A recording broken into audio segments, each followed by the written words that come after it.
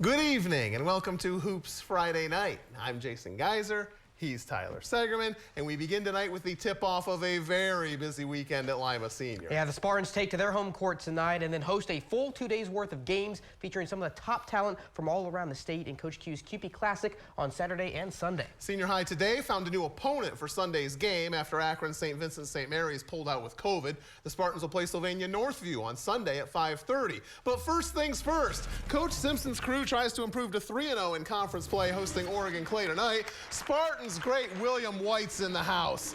Doesn't get you flying right from the tip. I do not know what will. First quarter, the Spartans are Khalil Luster up top for Brent Moss to send home. We're knotted up early on, but not for long. Here, Moss sends it ahead, and Anthony Mosley lays it in. The Spartans go up 11-2. Clay needs a timeout.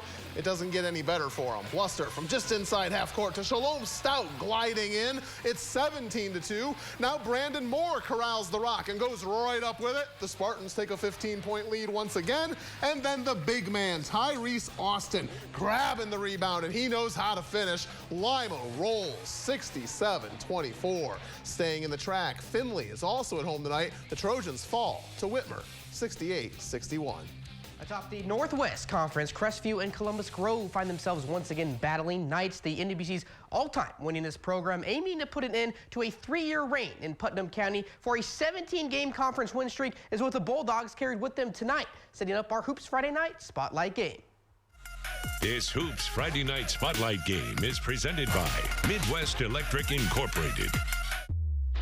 With a mark of 4-1 heading into this showdown, Grove, the 3-time defending conference champs, have taken the last 3 meetings in this series, with both games last year decided by single digits. And it's the Knights in front when the third quarter begins, but Trey Schotter looking to change that, convert the offensive board with a swish. Grove pulls within 3. Then Mitch Temple decides to do some handiwork, going up and under while switching hands in midair, a thing of beauty to answer back. Then Crestview passing the rock around before Nate Lichtel spots up in the corner. 3-ball ups the advantage to 8. Jackson Schrader doing his best to keep the game within reach. Tough layup attempt doesn't fall, but Grove's tallest player, Braden Bellman, able to clean up at 6'6", yet the Knights respond once again. Temple, this time showing off the range. The bank is open as Crestview wins 42-28.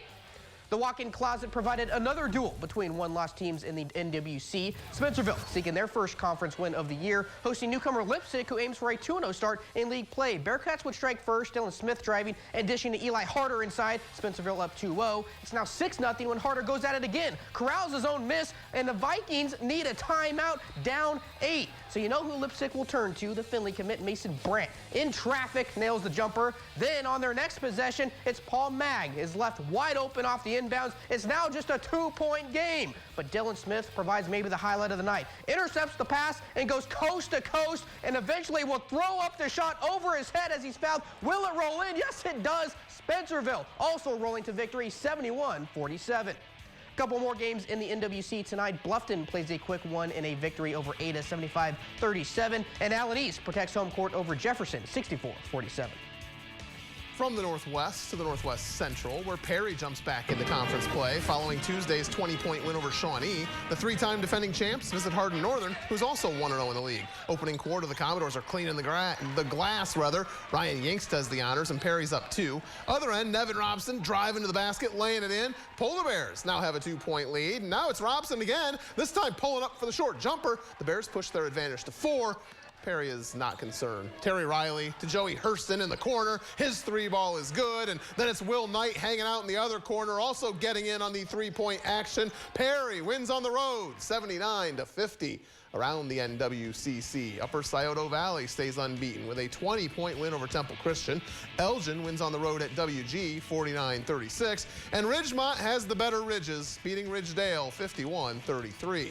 There's a non-conference matchup at LCC tonight. The T-Birds and Kalida are each trying to get back to 500. Both coaching staffs donning the shorts, as many across the area did this evening, sending good vibes to our friend Aaron Matthews as he battles COVID.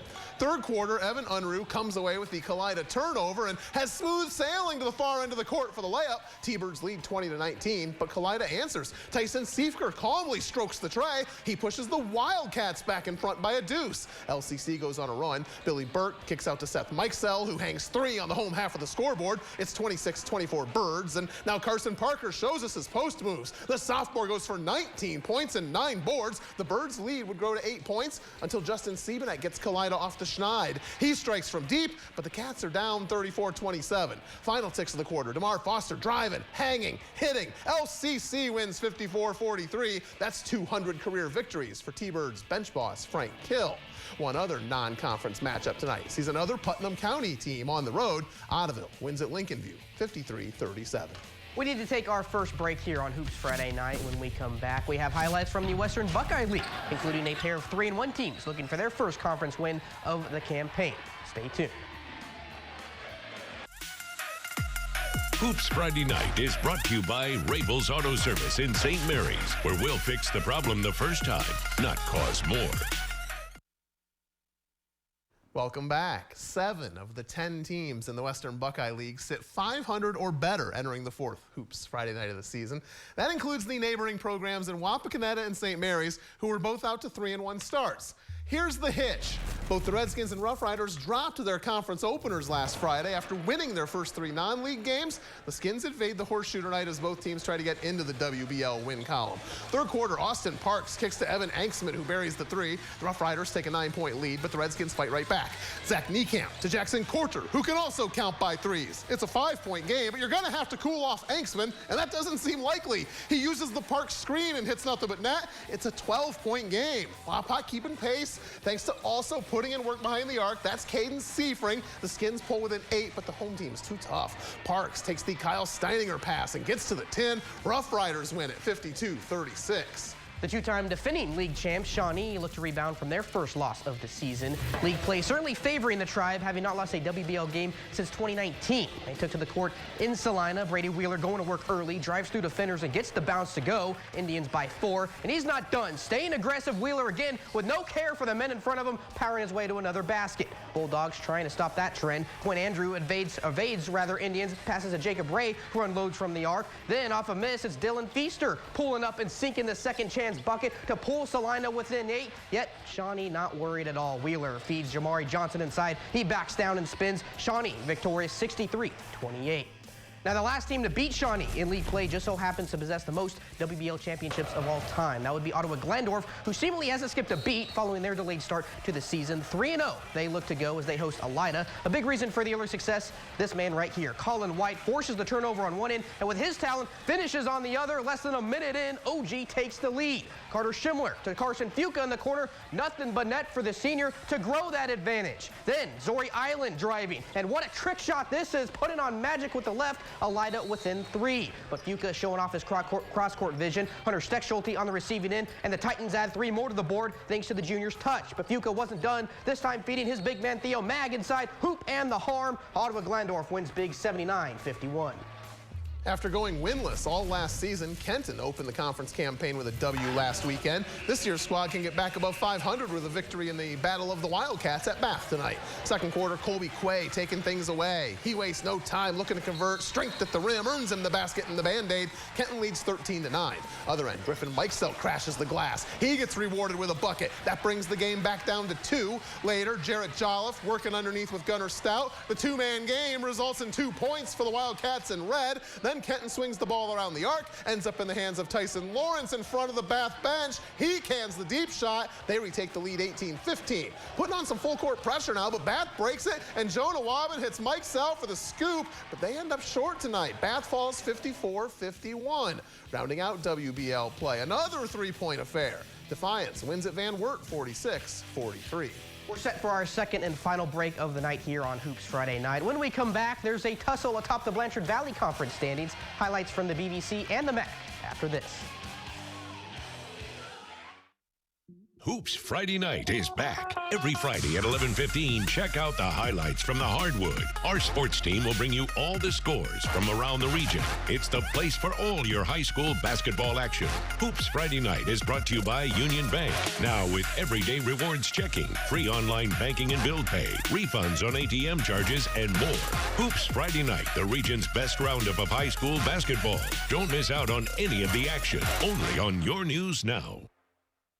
Hoops Friday Night is brought to you by Union Bank. Now with everyday rewards checking, free online banking and bill pay, refunds on ATM charges, and more. Welcome back to Hoops Friday Night. Liberty Benton and Arlington have each shared a BVC title in each of the last 2 seasons. Sure enough, both sit atop the standings early on this year, having the league's 2 best scoring defenses. But only one will move to 3-0 in the Blanchard Valley Conference. Home team has come out victorious in the previous 2 matchups. That designation belonging to Arlington tonight. In the third, Brady Kinn connects with Jake Vermillion. He floats it in for 2, but the home team down by 1. Now the Red Devils picking up the defense, forcing a turnover, and Kinn will just take it himself. Straight to the 10 he goes. Arlington now ahead 20-19. LB seeking the answer. Cason Doolittle dishing it out to Austin Hanny-Wells. His jumper gives the Eagles a 4-point lead. Then he does some paint work, laying it in underneath as Hanny-Wells, tying the game at 32 aside. But Kinn says, hold on, remember what I can do? Drains the tray, and that would be their margin of victory tonight as Arlington wins 43-40. Around the BVC tonight, Pandora-GILBOA stays perfect in league play, winning 58-27 at Riverdale. Van Buren beats their neighbors from North Baltimore 67-40. Macomb leaves Van Loo with a 70-63 win. And Corey Rawson also wins on the road 43-33 over Arcadia. In the Midwest Athletic Conference, St. John's looks to improve to 2-0 in league play. The Blue Jays have won 3 straight since an 0-2 start to their season. They host the defending MAC champs from Minster, who are looking for win number 1 of the year.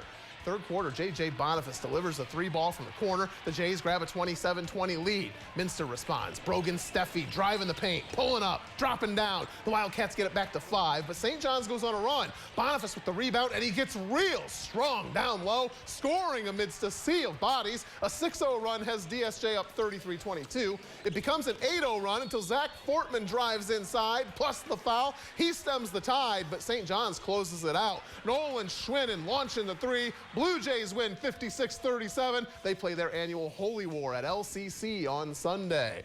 Around the MAC now, New Bremen is 2-0 in the league. 49-38 winners at St. Henry. Versailles wins their conference opener by 36 at New Knoxville. Dan Patch hits a jumper at the buzzer to give Fort Recovery a 50-49 win at Parkway. And Marion Local opens their season in style, 61-32 over Coldwater. Shelby County League ball. Botkins wins at Houston by a 54-28 count. Jackson Center edges Russia 48-47, and Anna blows through Fairlawn 58-33. Central Buckeye Conference Mad River Division, Indian Lake loses at Urbana 54-48. Kentrell Division, Bell Fountain falls at Kenton Ridge 64-18. And in the Green Meadows Conference, Wayne Trace tops Hicksville 46-32, while Paulding loses at Ayersville 65-40. We wrap up the calendar year here on Hoops Friday Night. Thanks for tuning in, and thanks to everyone here who helps us put the show on the air. We'll be back on this set after the holidays, starting on January 7th. You can join me tomorrow for plenty more basketball action, as well as the Allen County Wrestling Tournament. Have a great night.